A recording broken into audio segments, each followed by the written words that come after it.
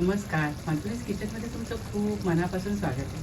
आज मी तुम्हाला अशा प्रकारची छान अशी सुकटीची चटणी करून दाखवणार आहे. खूप चवीला छान लागते. जर काही भाजीला नसेल ना, अशी चटणी आपण पटकन करू शकतो. चला रेसिपीला सुरुवात करूया. सुकटीची चटणी बनवण्यासाठी इथे मी सुकट घेतले, एक वाटीभर घेतली आहे. आपण आता स्वच्छ धुवून घेऊया. सुकट मी 2 पाण्याने धुवून घेतली आहे. आज आपण सुकट बनवायला घेऊया. आता कढईमध्ये मी 2 चमचे तेल घेतले. तेलावर आपण लसूण घालूया. त्याच्यावर कढीपत्ता घालूया आणि मिरची घालूया. लसूण लालसर झाला आपण यावर कांदा घालूया. 2 कांदे मी मध्ये चिरून घेतले, परतून घेऊया.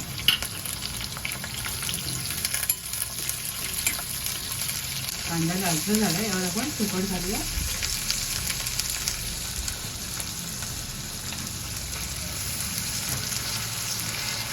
परतून घेऊया. सुकट छान परतून झाली आहे. त्यावर आपण तिखट, हळद आणि मीठ घालूया. कोकम घालूया आणि कोथिंबीर घालूया आणि परतून घेऊ. आपण टोमॅटो घालूया.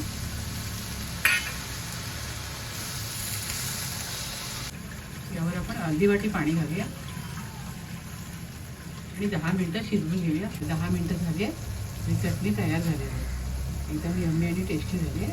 आता तुम्हाला मी सर्व करून दाखवते. इथे छान चमचमीत अशी सुकटीची चटणी मी बनवली. भाकरीबरोबर तर खूप छान लागते.